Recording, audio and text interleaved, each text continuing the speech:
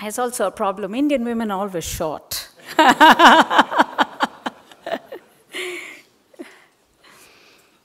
Your Royal Highnesses, Marek, thank you very much. And my very old friend, Jean-Pascal. We've known each other for a very long time. Thank you very much for asking me to be here and to talk about this very important challenge that we are confronted with. It's a very strange situation we are in today, if you think about it. We all know today, and there is very few who will deny the need, the imperative, for the fact that we have to make drastic changes in the way we do business, in the way we live our lives, in the way we grow our food, in the way we build our cities, and even our homes. We know that we need to make this transition to a better world. We know we need an economy that is not built on mindless consumption, but on actual well-being. And we know we need growth without pollution. We know this. But how do we make the transition? When Jean-Pascal called me and asked me to come, he said this was a conference where the idea was really to look at how do we make the transition. And he challenged me, and in many ways I think challenges all of us to think that yes, we know where the problem is, but why is it that we are not moving ahead? How can we move ahead? What are those triggers, those possibilities, the opportunities for us to find a different way ahead?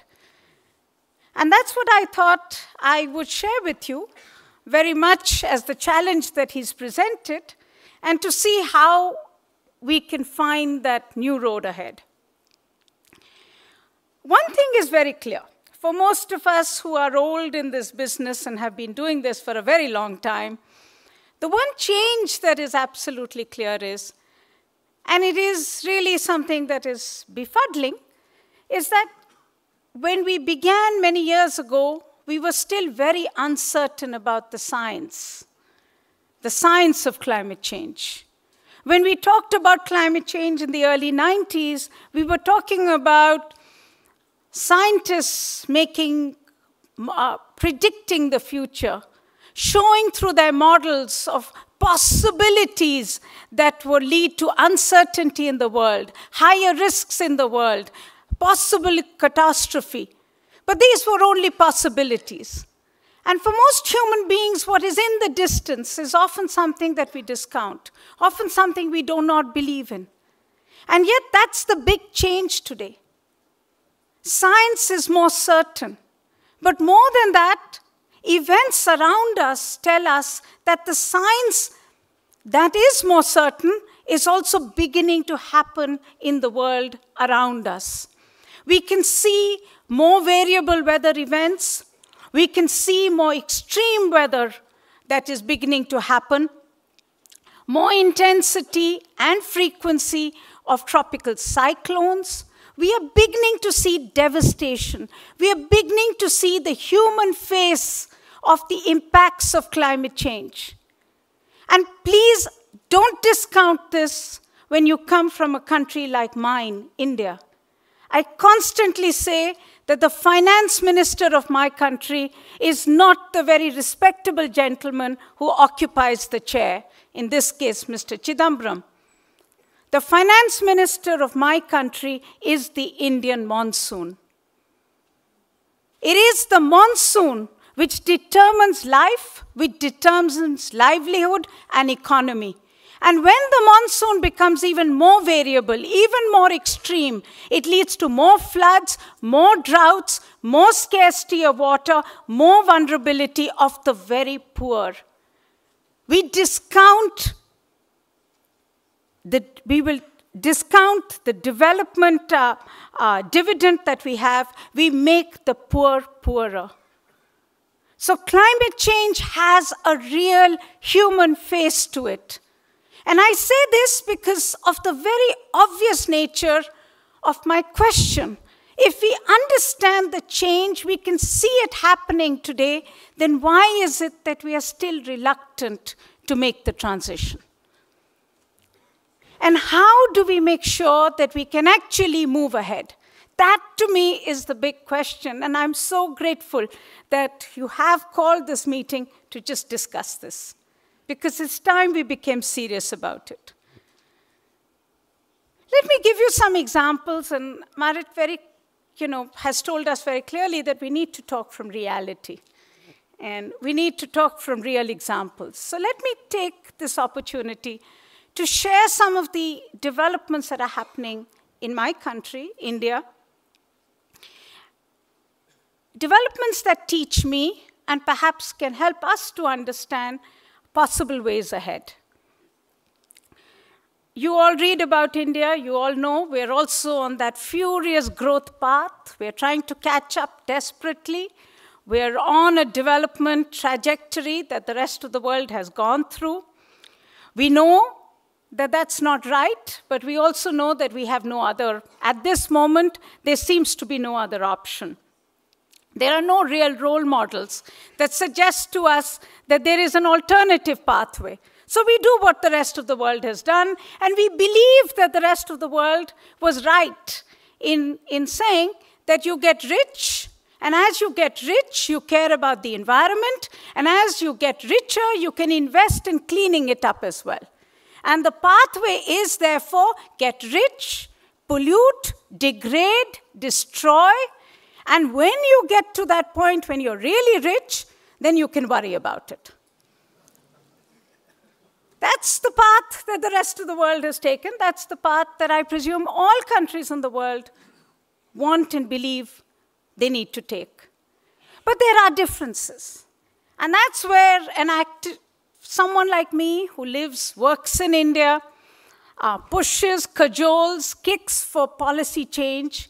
Those are the differences that I believe we need to understand, we need to use, and we need to build upon. One, in my country today, there are what I called million pollution mutinies. Many people who live on the margins of subsistence, whose livelihood comes from the environment, who live on the land, who need the rivers to provide them with drinking water, clean flowing rivers, who need water to irrigate their fields, who need the forests to get their firewood, their medicinal plants from. For them, environment and the protection of the environment is not a luxury. It is a survival issue. It is something that enjoins their livelihood and their life. And it is these people across India who are today protesting against deforestation, the takeover of grazing lands. I was recently in the coastal areas of my country where fishermen are protesting against ports that destroy, the building of ports that will destroy fishing harbors, will take away mangroves which give them breeding grounds for their fish. They're worried about their livelihoods. These are protests by the very poor. These are not protests, the environmental protests that you and I are familiar with when we are rich and we are worried about the quality of our life. These are protests by people who are worried about their very livelihood, their very life. It is their survival that is at stake over here. And they are saying, if we listen to them carefully, they are saying that the development that you and I believe in, or at least some people in the world believe in, will make them, in fact, poorer, will take away their livelihoods, will destroy life because of pollution. And in that sense, if we listen to them, and often we don't listen to them, but if we were to listen to them, they are literally forcing us to rethink what we mean by growth.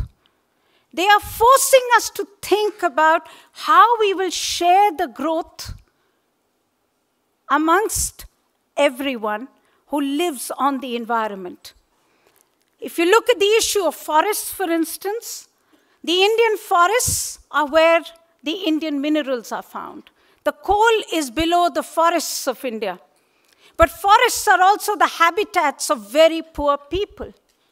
So there is a question about how we can get to the coal without destroying the habitats of people, without destroying the habitats of animals.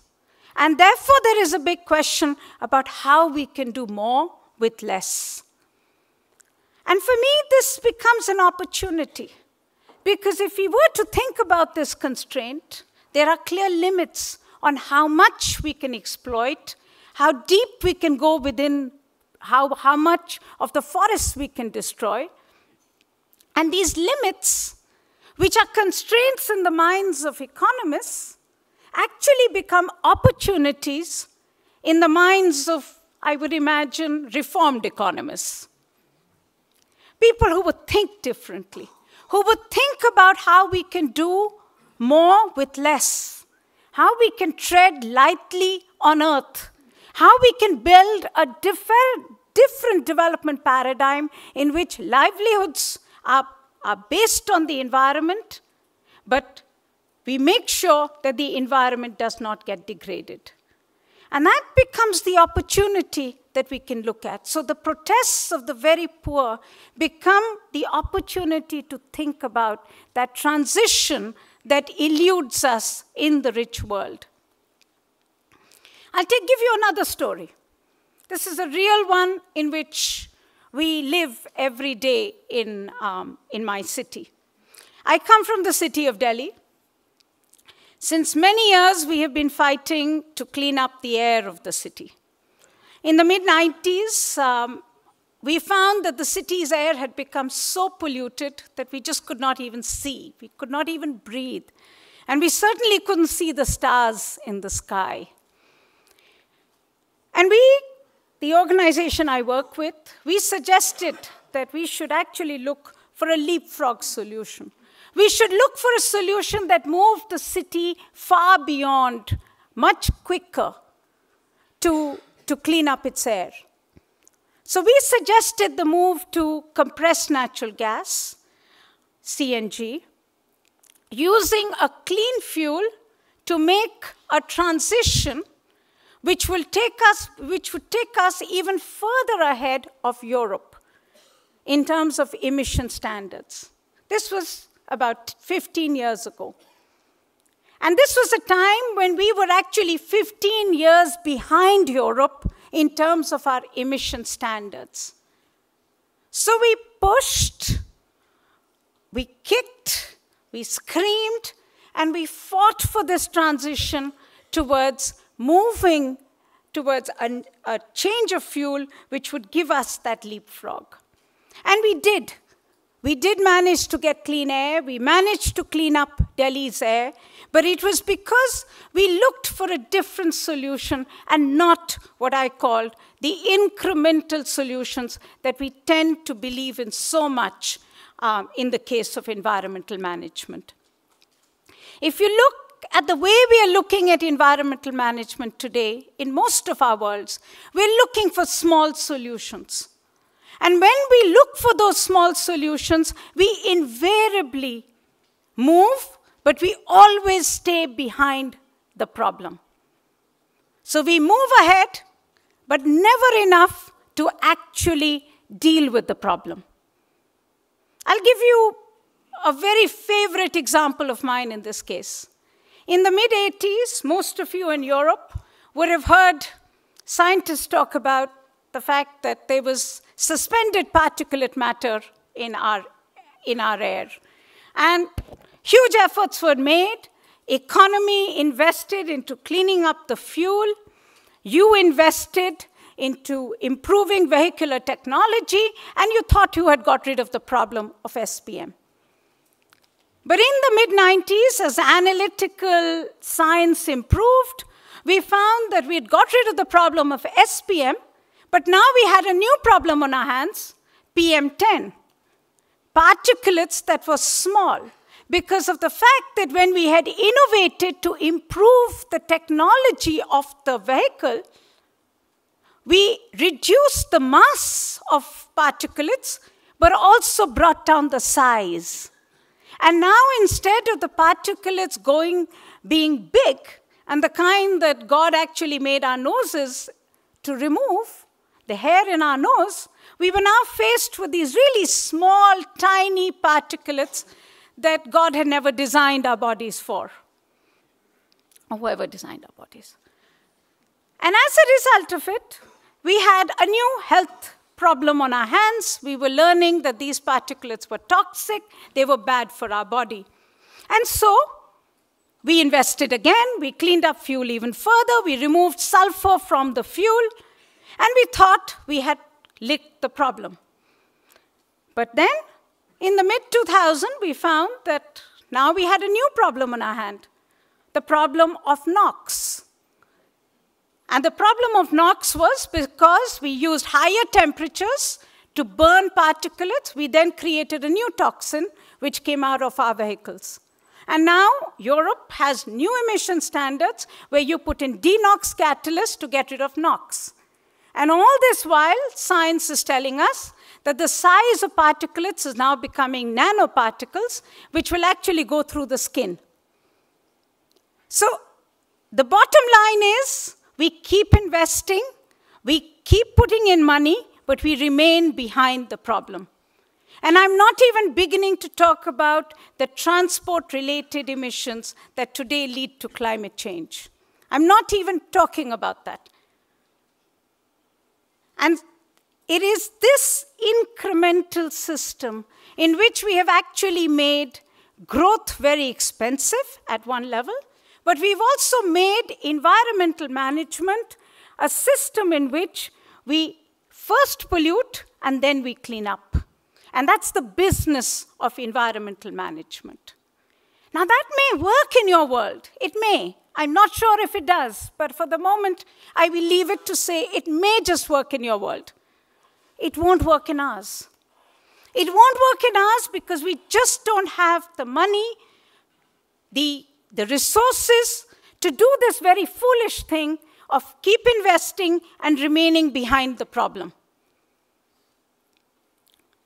If I look again at my city of Delhi, the city we thought we had cleaned up because of the move to compressed natural gas, today we are finding that the air is getting polluted again. We are finding that the toxins are back in the air, and for the simple reason that even as we've cleaned up every generation of new vehicles, we've added more and more vehicles onto our roads, and as a result of it, we've negated whatever gains we make.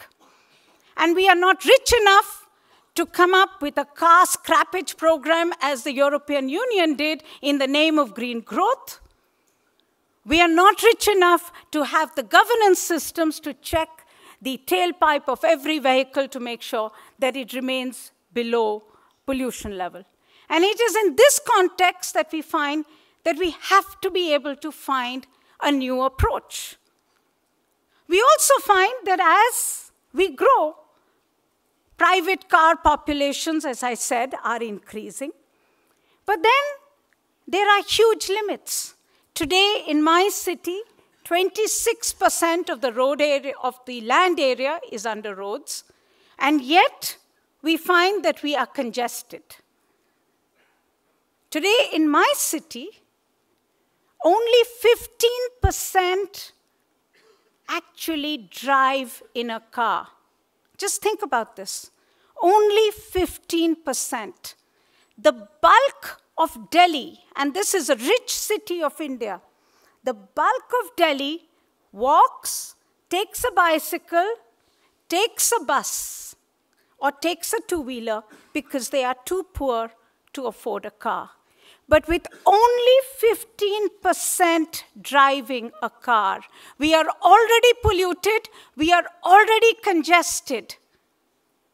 So the question for us is that if with 15% we are absolutely bursting on every road, how do we provide for 100% in that same model? Can we ever provide for 100% to have cars? And this then leads to that very second, unique opportunity, that constraint that could become a way ahead, where we could rethink the fact that mobility does not equal to cars. We could rethink the fact that cars take up road space, but they do not move people. And if we started thinking about this, and it's very interesting that we actually have had a court order now telling the government that you need to design your road space based on equity. So you would start saying, let me redesign my road based on who uses it the most and the most efficiently. So you would essentially say the principle is, I want to use less to get more. And if you started doing this, and if my city started doing this seriously, then you would start emphasizing on the pedestrian, the bicycle, the bus rider, and only then the car. Now that's kind of the thing that you're thinking of today. But you're thinking about it when you've already got all your cars, when you're rich. The challenge for us is that we need to think about it when we are poor and as we are getting richer. We don't have to first become rich, as I said, pollute, and then learn to bicycle. We already know how to bicycle. We just have to find a way to stay on that path. And that's where I believe this principle of equity, of learning to share resources, of building an inclusive growth model may actually help us to build that sustainable model. And this brings me actually to my third challenge, which is what Jean-Pascal talked about, climate change. Because the fact is that the same limits exist when it comes to climate change. We are faced with planetary limits. We are already stretching these to our peril. He explained this brilliantly. And we also know that the challenge is not just to reduce emissions, but how we will share growth between people, between nations. The fact is that CO2 emissions are linked to growth. When countries discuss climate change, they are not discussing the environment or ecology. It is growth on the line. Countries are negotiating the right to economic growth. And if we accept this, then we also have to accept the fact that here is a unique challenge. Climate change is the one challenge which forces us to actually implement something that we keep talking about, that we live in an interdependent world. We talk about it. We talk about the fact that we come from one planet, but we never believe it.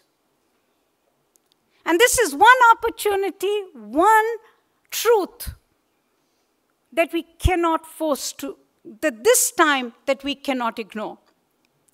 We also know, as Jean-Pascal talked about, some countries have overused their share of global commons. We know this. We know that they have a natural debt that needs to be repaid. You overused your share of the global commons. You polluted beyond your share because you needed, because of your growth. It is a natural debt. And like financial debt, it needs to be paid. The cumulative emissions, the emissions between 1950 to 2000 of just one country, the United States, with very small number of people, and I say this because I come from India, contribute almost 30% of the stock of gases in the atmosphere. 30%. And India contributes 2%. The current inequity is even more enormous. 19 tons per capita per annum versus 1.5 tons per capita per annum in India, and with countries like Bangladesh, many countries of Africa being even lower.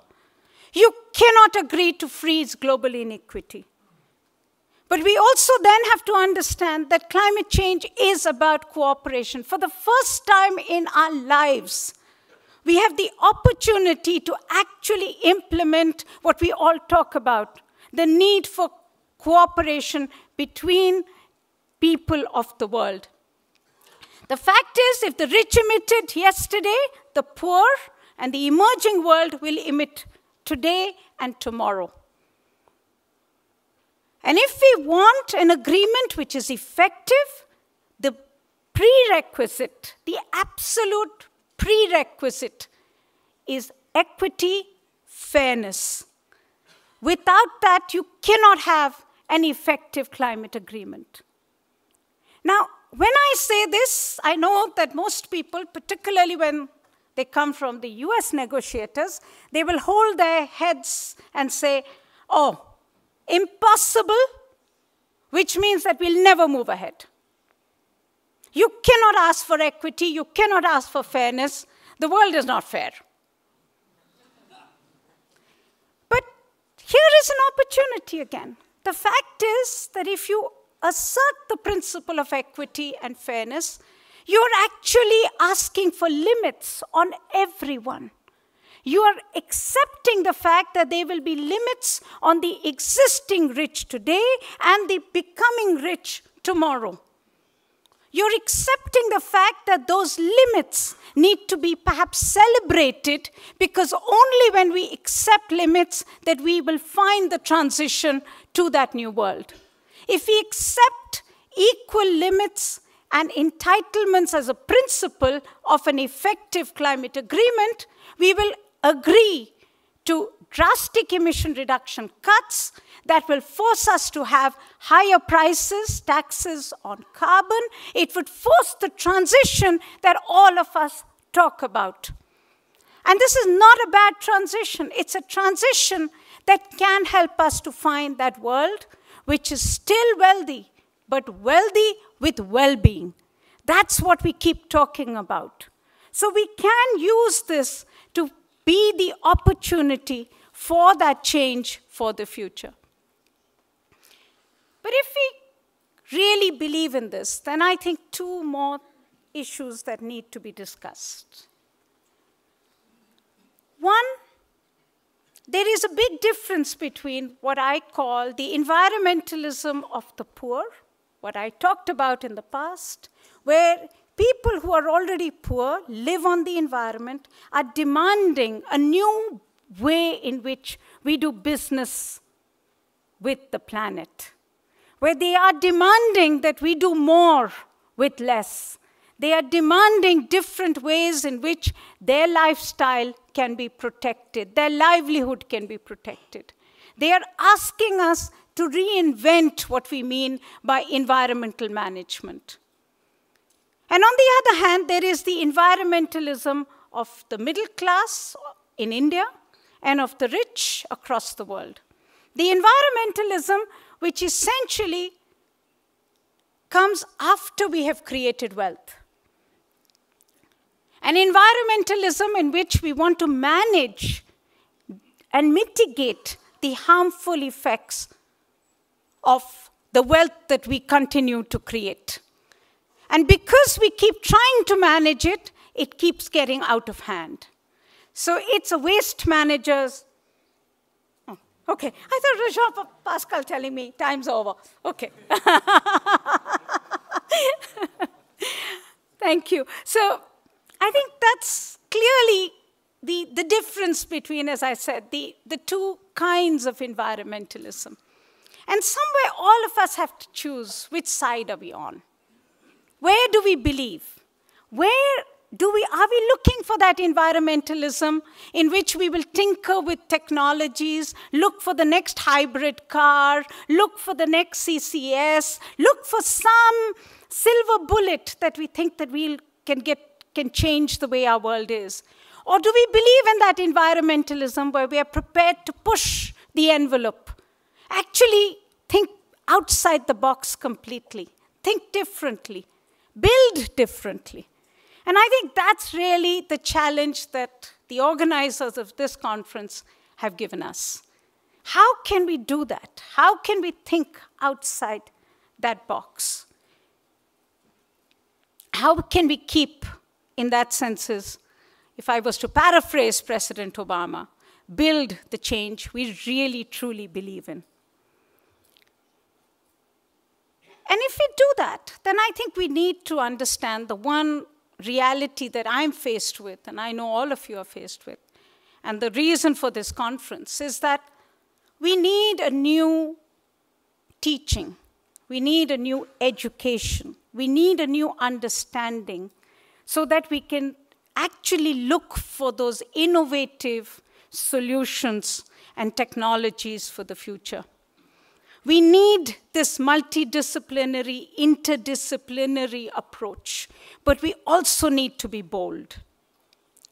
One of the biggest problems that we have is that technologies, if you look at what we have in front of us, the methods, the patterns, the technologies, have all been developed for environment when societies were already rich.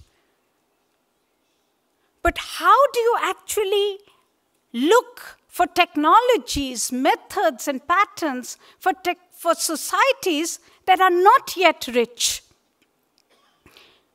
And so when you look at the future, to me, the biggest lesson for all of us is that you need to find sustainability, but you also need to make sure that it is affordable for large numbers of people. And it is that mix between sustainability and affordability which will give us, perhaps, the way ahead. And in this, I believe we need to learn, not discount, but we need to learn from the knowledge of the very poor, and in fact, in the very unproductive systems that we always discount. If I look today at one of the biggest challenges that we face in my country is the challenge of clean drinking water. But that challenge of drinking water also gets linked to the technologies for clean drinking water.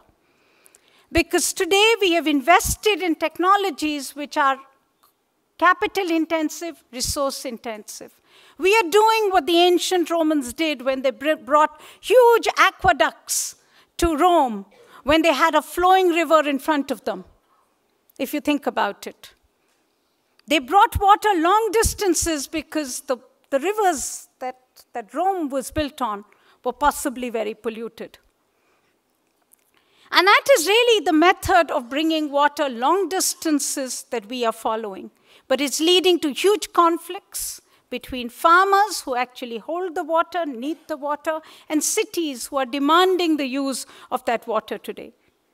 And so the only way, in some senses, for us to grow today would be to think about an urbanization pattern in which we can build our cities without water, in ways in which we can take water, but we can also return water. We can recycle and reuse every drop. And therefore, the answer will be in retooling, in relearning the knowledge of harvesting every drop of water, the knowledge of the past, and combining it with the most advanced knowledge of the future of how to make an affordable membrane so that you could actually reinvent the flush toilet. Because there can be nothing more insane than a technology that takes a little bit of human excreta and a lot of clean water and then uses water also as a disposal point, destroying yet another very important cycle of life, the nitrogen cycle. And it is this combination of knowledge which will take us to the future. It is this humility to be able to understand the knowledge of the poor, of the people, and combining it with the knowledge of the rich, the most advanced technologies that will show us how we can do it. But in this case, we also need, as I said, a lot of humility, because we need to also learn from nature. We need to learn from the art, the science, and the strength of nature. Just think about it.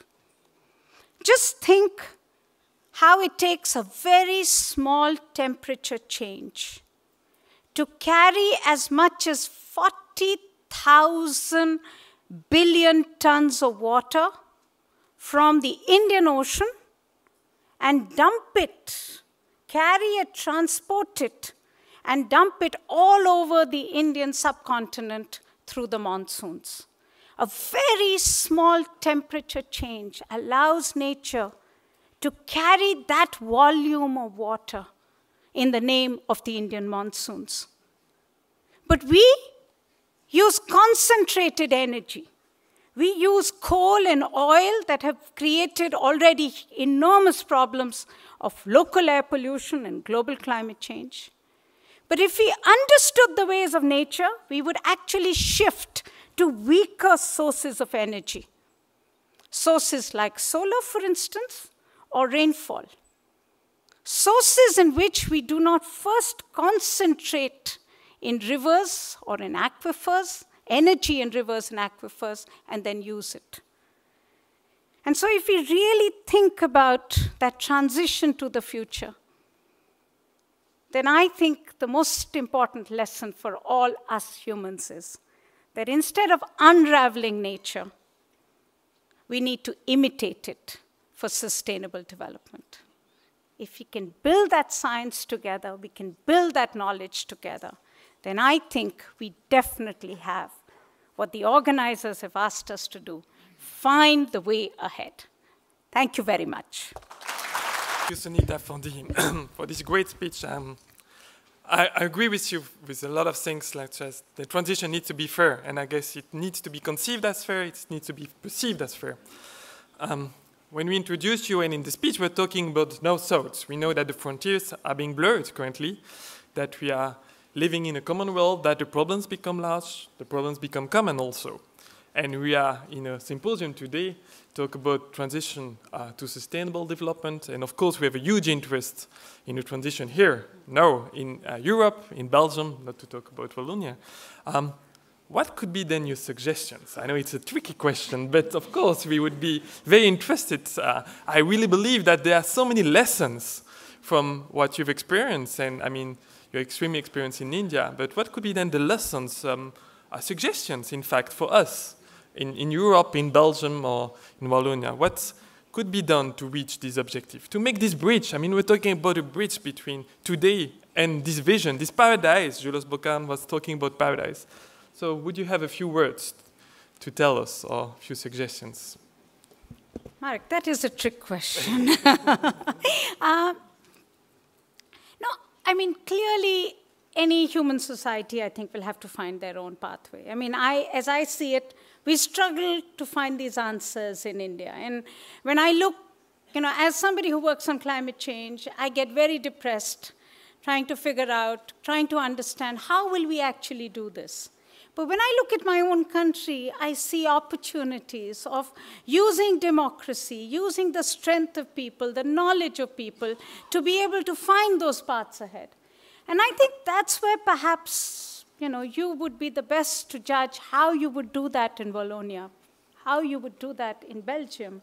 But I think the most important, for me, the most important issue is to deepen democracy, to get people to understand about the impacts of their decisions and make them conscious about the power that they have to be able to do things differently. And I think that's the only way that I can think of. There are no 12 ways to save the earth. I cannot give you a list. I'm not Meryl Streep. Okay? But I can certainly say that if the only way will be that we need to talk more, we need to understand each other much more. Yes, the differences are blurring between the traditional North and South, but there is a North and the South today. And there is a South in the North today. So can we actually understand each other much more? Because I believe the challenges are very common. I think Europe has for too long discounted the need for affordable, sustainable technologies, because you have been able to externalize your problems and send them somewhere else. I think today the challenge for Europe is as serious as it is for us. And if we can think about how we can reinvent my favorite, the flush toilet, together, maybe we will find some answers. Thanks a lot. Hi, I'm Patrick Worms from the World Agroforestry Center. We represent an agricultural technology which is thinking outside of the box, the use of trees in agricultural landscapes to restore soils and increase yields. My question to you is, are those approaches that are unconventional in your view, necessary, practical, and timely in the solution of the other problems you alluded to? Thank you. Thank you. What's unconventional for you is conventional for us.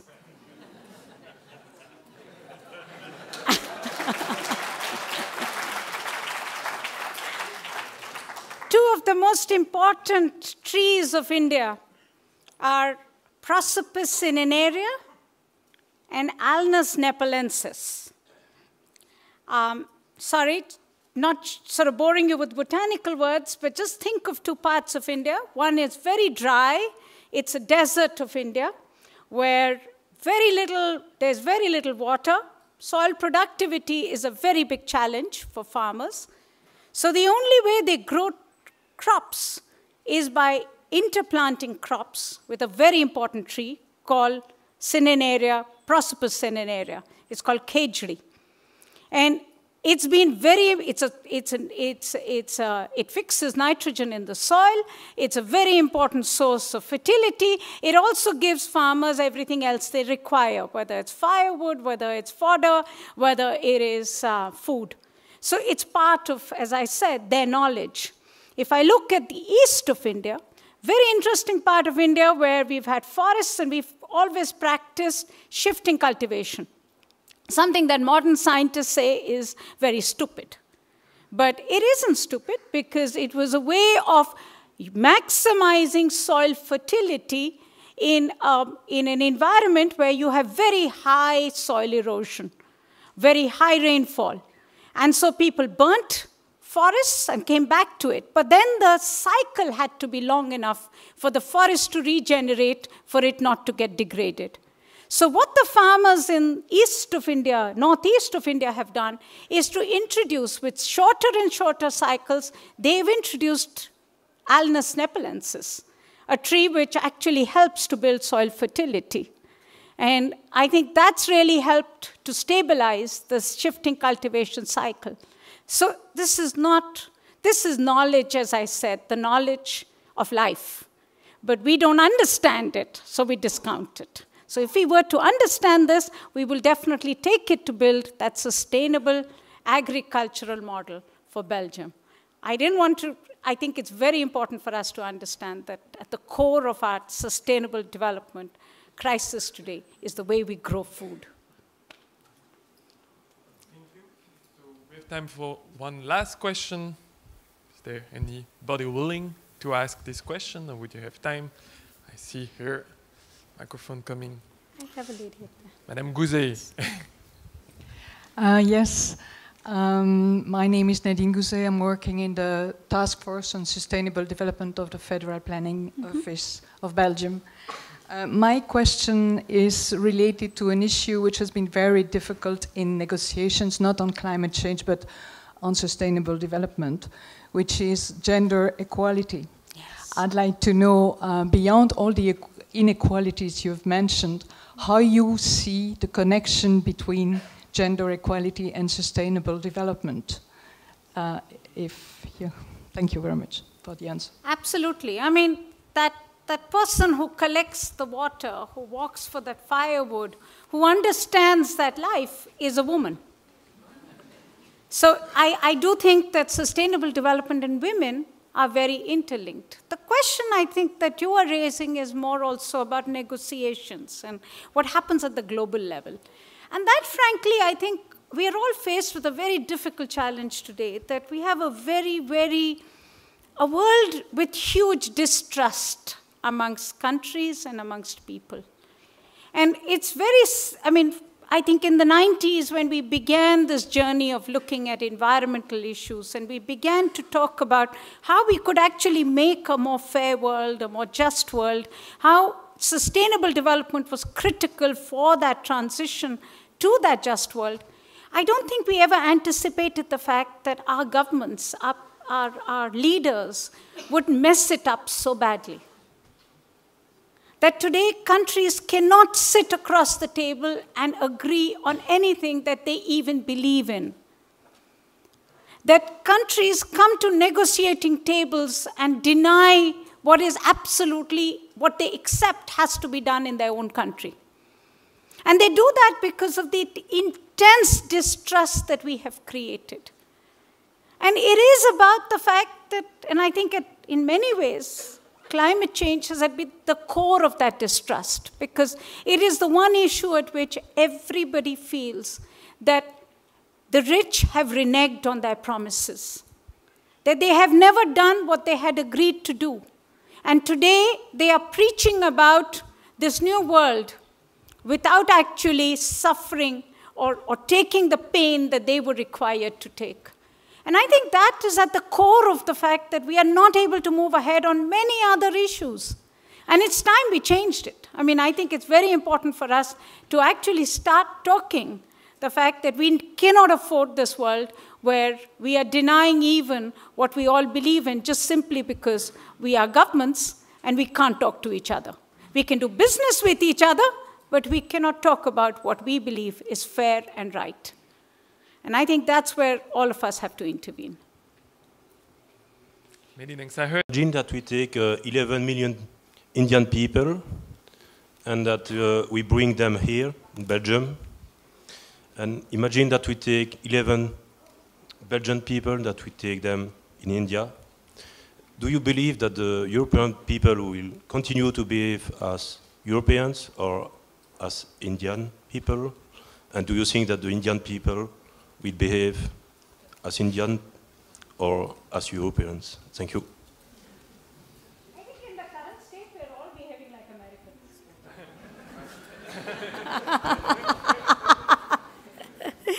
I think in the current state we're all, I don't think there's any, we're clearly the way we are taught, the way we understand the world around us, it's the way we behave. And modern Indians are taught the same science, the same knowledge, we go as modern Europeans are. And I think it is this uniformity of thought, this looking at the world with the same eyes, that is part of the problem. And in some senses, that is why I make the difference between what I call the rich and the middle class Indians, people like me, and still the poor in India. People who may be what we call illiterate, but they are more resource literate than all of us put together. So they may be illiterate in terms of not being able to understand, not being able to read or write, but they understand the environment. They're resource literate. And I think that's where we need to bring the two worlds together so that we can actually take that knowledge, we can take that rationality, we can take that understanding, and we can get richer because of it. And we can take our way of doing things, not to destroy their lives, but actually to improve their well-being. And it is this that I believe is at that cusp and that core of what we are all talking about, that interdisciplinary, that multidisciplinary way of moving ahead. The coming together of different knowledge, of different understanding. Thank you.